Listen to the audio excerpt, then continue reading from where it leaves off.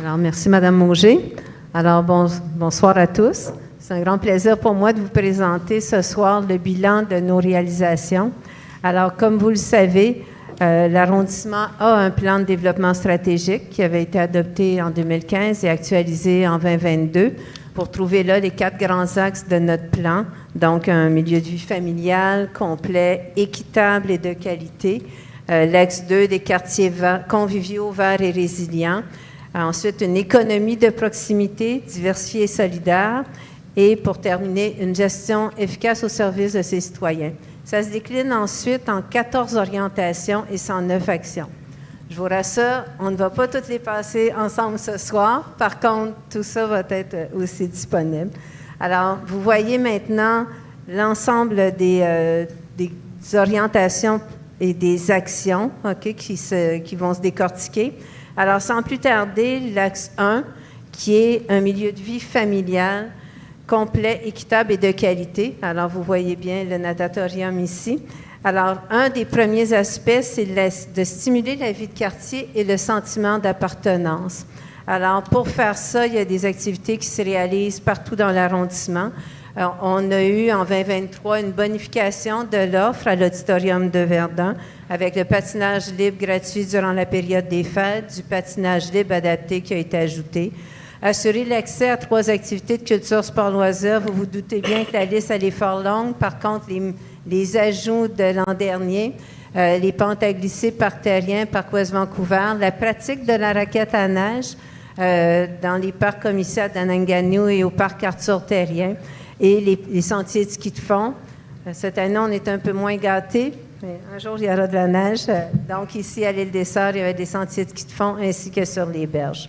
Si on continue dans les bonifications, il y a dans la nouvelle programmation la patinoire bleu-blanc-rouge pour les adeptes notamment de pickleball. Cette activité-là s'est ajoutée à bleu-blanc-rouge. Ici, vous en avez dans le parc Elgar. Il y a aussi du hockey cosum, l'animation d'activités et de l'initiation au vélo. Il y a eu bonification de l'offre aquatique avec des cours de natation dans les piscines extérieures. C'était nouveau cette année. Et aussi des plages horaires qui ont été nommées comme des matinées apaisées et qui ont été fort appréciées. On a aussi eu l'année passée le lancement du plan d'action de la communauté nourricière de Verdun. Plan d'action qui a impliqué quand même 45 partenaires et 31 organisations locales et qui se décline, comme vous pouvez voir, en de nombreuses actions, 58. Vous voyez là le soir de lancement du plan d'action. Alors, et tout ce monde a mis la main à la pâte pour commencer dans les réalisations de ce beau plan. Alors, la deuxième orientation vise à préserver la mixité sociale. Alors, c'est un élément qui fait un peu partie de l'ADN de Verdun, si on peut dire. Donc, réserver des terrains pour des logements sociaux. En 2023, il y a eu le projet Crossroads qui s'est concrétisé avec 15 unités de logement qui ont été livrées. Il y a aussi des analyses de potentiel d'unités de logements sociaux sur divers sites de l'arrondissement, dont les lots sur le boulevard Gaétan-Laberge, 4 stationnements municipaux, le secteur Exxon-Dupuis et le projet de la Cité de l'Île, avec dans chacun des secteurs le nombre potentiel d'unités qui a été calculé. Et l'achat par la Ville du bâtiment et des terrains des jardins Gordon. Si on continue dans la mixité sociale, il y a aussi tout l'accompagnement qui est nécessaire pour les gens qui vivent des situations particulières avec des services puis des ressources qui sont mises à leur disposition, que ce soit par l'arrondissement ou des partenaires de l'arrondissement. Il y a un guide qui a été produit que vous voyez sur l'image à votre droite. Puis, il y a eu l'accompagnement de 25 ménages l'an dernier par une ressource, une agente de liaison en intervention sociale, alors qui a permis à ces gens-là de les aider dans le futur, ce qui s'en vient, puis comment faire, puis faire des liens avec l'ensemble du quartier et des organismes communautaires. Et évidemment, avec notre département des études techniques et... Alors, maintenant, l'orientation 3, qui est d'offrir une vie culturelle vibrante pour les petits et les grands. Alors, l'année passée, il y a eu un projet qui a été fort apprécié qui s'appelait les bibliothèques sous les étoiles. Alors, ça s'est passé notamment ici à l'île des Sœurs et à Jacqueline de Repentigny, où il y avait l'observation d'étoiles, des contes autour du feu, des casques de réalité virtuelle. Alors, c'était nouveau cette année. On a aussi eu, le prochain, les papillons du littoral avec le théâtre INCA, dans lequel des citoyens ont été aussi appelés à jouer un rôle. Et quand vous regardez l'image à droite, c'était du vrai théâtre, fausse balle, dans un univers tout autre qui était le parc Arthur-Terrien et son terrain de baseball. Alors, des fois, on peut réinventer grâce à l'imagination de nos artistes. Alors, et ici, à l'île des Sœurs, vous avez aussi eu l'exposition qui a été tenue au parc de la Rotonde. C'était une expo de photos. Puis, la réalisation de cette exposition-là, on tient quand même à souligner le travail des gens des travaux publics qui ont mis l'épaule à la roue pour confectionner tous les blocs sur lesquels ces images ont été présentées. Et pour compléter, dans la vie culturelle vibrante pour les petits et les grands, bien, l'auditorium qui a repris du service avec le Cheerfest et le spectacle des Foo Fighters, dont vous avez probablement entendu parler, si ce n'est que vous y êtes allé. Alors, avec de super bons commentaires, super couverture médiatique et l'implication de toute l'équipe de la culture, des sports, des loisirs. Et le marché des fêtes, édition 2023, qui lui aussi revenait pour une deuxième année. Maintenant, vous connaissez notre maison Univers Saint-Didier dans notre patrimoine archéologique et historique. Alors, la maison où il y a eu un mapping, une projection de type mapping l'été dernier, production qui a été faite par un artiste Mohawk. Alors, vous savez, on a un tissage des liens avec la communauté Mohawk. Alors, donc, l'œuvre récoltée des générations, une célébration du mode de vie des Autochtones, puis de leur relation profonde avec la nature. Alors, qui était projetée sur la maison Univers de Saint-Didier. Maintenant, Verdun, on veut être un modèle en accessibilité universelle. Ça fait, on avait un plan d'action et là, on a vraiment travaillé l'an dernier à renouveler notre plan d'action, l'actualiser et le revoir. Alors, fruit de nombreuses rencontres, citoyens, partenaires, élus, direction. Alors, le lancement du plan d'action en accessibilité universelle a eu lieu le 1er juin 2023 au quai 5160. Le plan d'action est en ligne. On soulignait un certain nombre de réalisations. Et si vous passez à la prochaine diapo, vous allez voir les citoyens qui ont participé à la réalisation, à l'élaboration de ce plan d'action. Nos élus qui sont là, qui sont venus souligner ce beau lancement, puis sur lequel on est maintenant en mise en œuvre. Alors maintenant, on va passer au deuxième axe, qui sont des quartiers conviviaux verts et résilients. D'ailleurs, vous voyez là un parc que vous reconnaissez sûrement. Alors, dans cet axe-là, la première orientation, offrir des parcs et espaces verts de qualité. Alors, au parc La Coursière, il y a eu des travaux qui ont été réalisés en 2023 avec des plantations d'arbres, de végétaux, remplacement et ajout de mobilier, puis une pompe pour alimenter en eau le bassin. Donc, les travaux sont débutés puis vont se compléter en 2024. On a aussi eu à la place de la Grande Marguerite l'aménagement de la station hivernale que vous pouvez encore voir, là, qui va continuer jusqu'à la fin du mois de mars. Et au niveau des adeptes de skate, on est à la bonne place. Alors, le plan chaudron au parc Arthur-Terrien, avec l'agrandissement et l'ajout d'un bol, puis il va y avoir d'autres équipements qui vont s'ajouter. On a aussi aménagé un aire d'exercice canin éphémère dans le secteur des marchés l'an dernier pour répondre à une demande vraiment spécifique à cet égard. Maintenant, au niveau de la transition vers la mobilité durable, alors on a poursuivi les mesures d'apaisement de la circulation puis le déploiement de la vision zéro, qui vise vraiment zéro décès et zéro accident grave. Alors, il y a eu tout l'aspect sécurisation aux abords des écoles qui se continue, avec vraiment encourager des déplacements actifs puis des aménagements sécuritaires pour que les jeunes aient le goût d'aller à l'école à pied ou en vélo. Et puis, si on passe à l'autre, il y a aussi toutes les mesures d'apaisement de la circulation dans les rues de l'ensemble de l'arrondissement, avec des mesures transitoires, vous les avez vues apparaître ici, le marquage, l'installation de bollards dans des intersections sur la rue Place du Commerce, le boulevard des Desserts, 34 ralentisseurs qui ont été installés sur les rues, 13 saillies végétalisées drainantes, 630 mètres de trottoirs élargis à 1,8 mètres pour laisser de la place quand les jeunes se déplacent ou quelqu'un à mobilité réduite, avoir plus large de trottoir. Puis, on a obtenu la certification Vélo sympathique de Vélo Québec, OK, en 2023.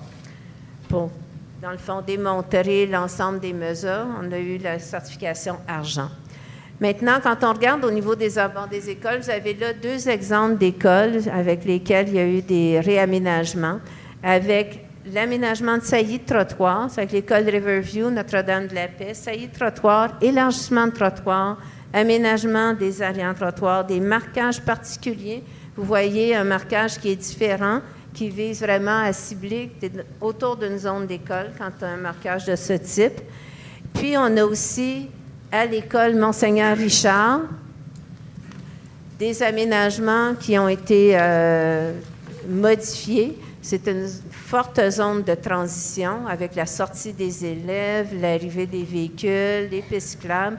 Alors, l'aménagement de zones de traverse protégées plus larges, plus conviviales, sur Gaétan-Laberge, Gilbert-Dubé, l'élargissement des trottoirs, puis des marquages de trottoirs, de traverses piétonnes qui sont, dans ce cas-là, à venir, l'image que vous voyez, c'est ce que ça va nous donner dans la finalité.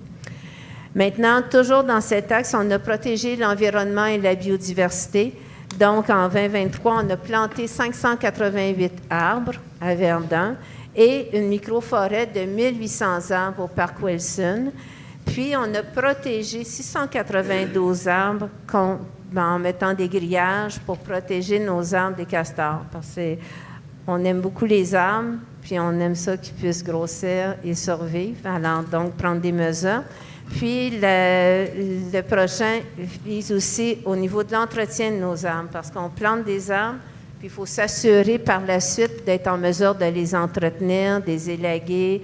Là, vous voyez des images où ce sont de nos employés qui font de l'aubanage pour renforcer un arbre. Alors, c'est des interventions qui sont faites sur une base régulière.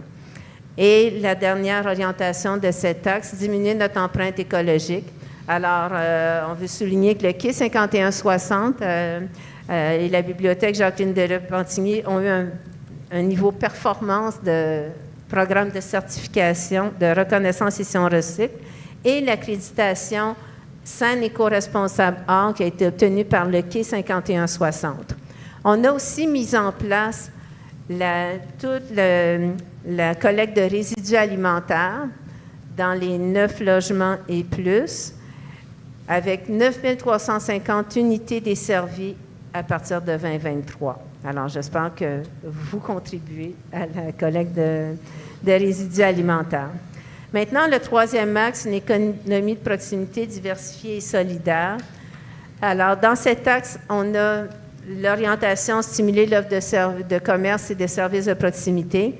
Donc, en 2023, la piétonisation était de retour, mais avec des nouvelles dispositions, donc mesures pour la cohabitation piéton-vélo. Vous voyez, au-dessus d'1 million de piétons par jour sur la rue piétonne. Ajout de comptoir de vente, fresque au sol, adaptation. Visite de délégation d'autres villes qui venaient nous voir pour savoir comment ça se passe, comment on fait différentes choses. Alors, des échanges intéressants. Alors, puis là, vous pouvez voir un peu l'ambiance de la rue Wellington, que je suis certaine que vous fréquentez en vélo ou en auto. OK. Alors, maintenant, dans cette même orientation, stimuler l'offre de services, on est en train d'élaborer un plan de développement économique local de concert avec les partenaires, donc une première version préliminaire qui a été déposée, et favoriser l'essor de modèles d'affaires responsables et mettre en œuvre des pôles d'emploi de proximité. Alors, il y a des liens avec la SDC qu'on fait à cet égard-là.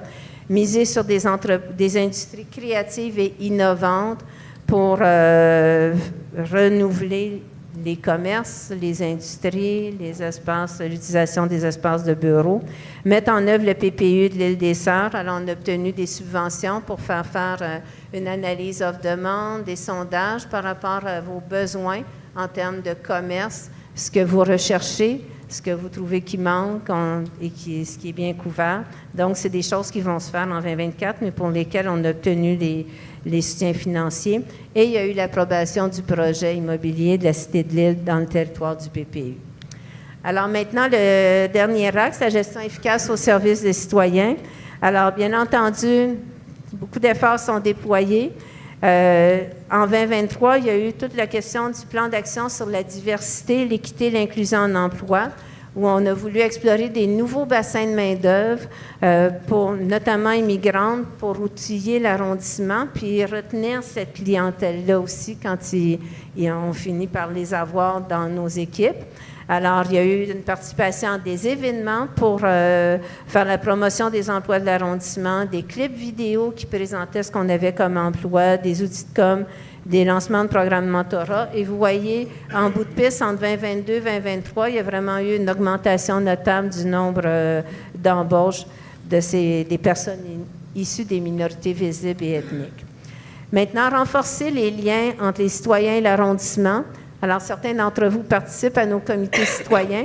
Alors, on a bonifié les comités citoyens de mobilité active, AU et programmes particuliers d'urbanisme, avec l'ajout de nouveaux membres, avec la publication d'un bilan des activités de nos comités et, dans certains cas, dans le comité de mobilité active, la tenue d'ateliers spécifiques et constituer un nouveau comité citoyen du quartier culturel de Verdun, qui est un petit nouveau du mois d'octobre.